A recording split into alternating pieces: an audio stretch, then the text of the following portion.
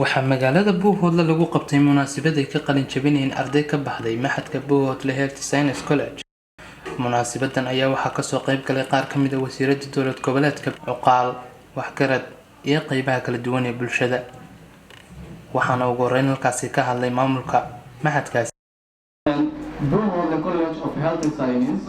oo ah iskuul caafimaad oo ka dhisan deegaankeenan oo la socono. iskuulkan oo ah iskuulkii ugu horreeyay ee caafimaad ee laga aasaasay deegaanka Buuhoodle. haddaba ujeedkii aan u aasaasnay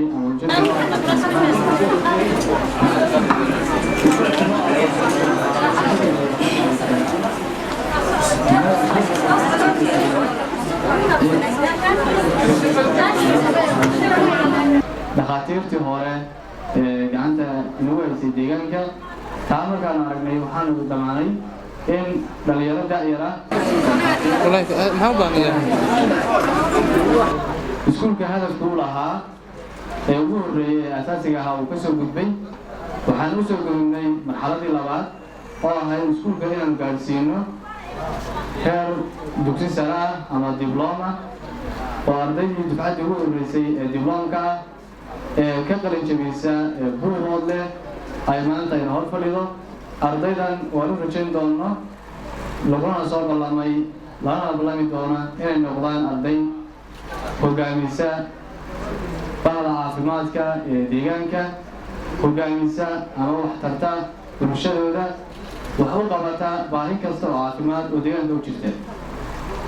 waxaan leeyahay halkaa ka sii wada ilaa ay heerka ugu dambeeya ee aqooneed ee la gaaro inaad ka gaadhaan. Buuhoodle College of Health Science hadafya ayaa u degsan oo doonaya insha Allah in haddii Allah uu gaaro hadafyadaas waxa uu doonaya waxaa ka mid ah qayb ka midna uu gaaray in heerka hadda uu taagan yahay diblomaha mustaqbalka soo socda uu ka gudbo una gudbo heer jaamacadeed haddii Allah ina la qabto insha Allah. dadka deegaanka aan u adeegayno waxqabadkana aan u hayno iyagana waxaan uga baahanahay garab istaag, waxqabad, tayayn, dhiirigelin iyo wixii naga khaldan ayna tusaan aysan nagala aamusin. caafimaadka gobolka wasiirada ka socda xukuumadda dowladda Puntland kasoo qaybgalayaasha martida ardaydan sharafta leh ee ka qalin jabinaysa kulliyadda caafimaadka ee Buuhoodle Health Science College. waxaan ku salaamayaa salaanta islaamka. assalaamu calaykum waraxmatullaahi wabarakaatu. waxaan mar labaad iyo mar saddexaad iyo mar afraad baan leeyahay hambalyo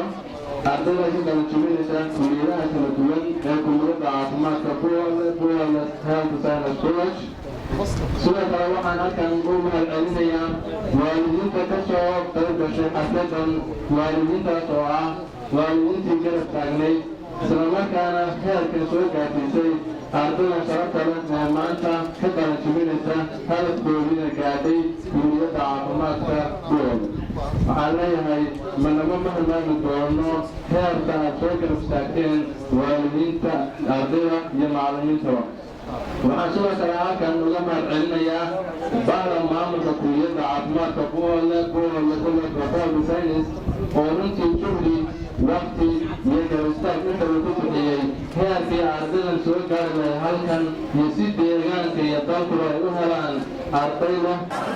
murtiitogaan afkoon magacalayo mudanta suuganta mulmulaaxingaahaygaygayo minkatiihahayga bal dhegaysta mansaduba waa muhiimadaydii madxigooda kama daalaye macallimintayda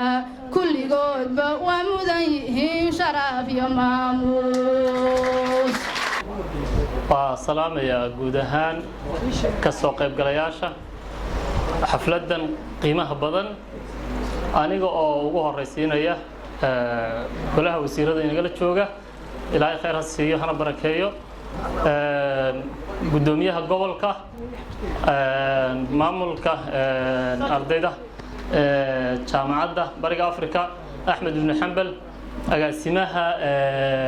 ururka haweenka Puntland bahda saxaafadda macallimiinta iyo ardayda iyo guud ahaan ka soo qaybgalayaasha xafladan aad u qiimaha badan maanta xafladeeda ay kala soo qaybgaleen wasiirada ka yimid dawladda Puntland waxaan aad iyo aad ugu mahadcelinayaa wasiirada sida quruxda badan ay nooga soo qaybgaleen xafladda waxaan halkan mar labaad iyo mar saddexaad iyo mar afraad uga hambalyeynaya ardaydii muddada dheer aan soo wada galay safarka dheer ee waxbarashada waxaan leeyahay hambaliyo maanta maanaan qalin jabina waan qalin bedelanay aanu ka qalin bedelanay maxadka Buuhoodle College of Health Science waxaan kaloo aan u dirayaa hambaliyo iyo mahadnaq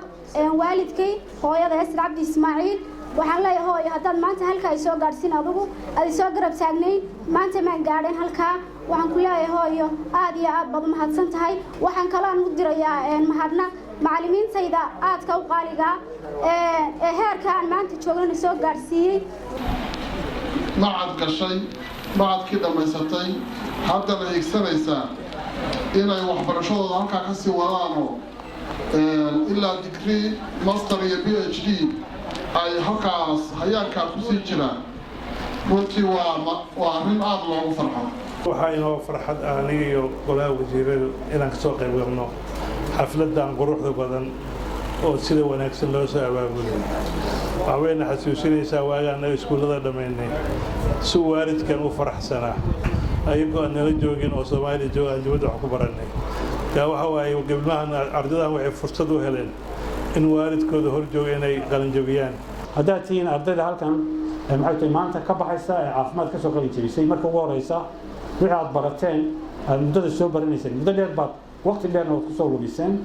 inaad uga faa'iideyn doontaan dadkiina isla markaana aqoontiina aad barateen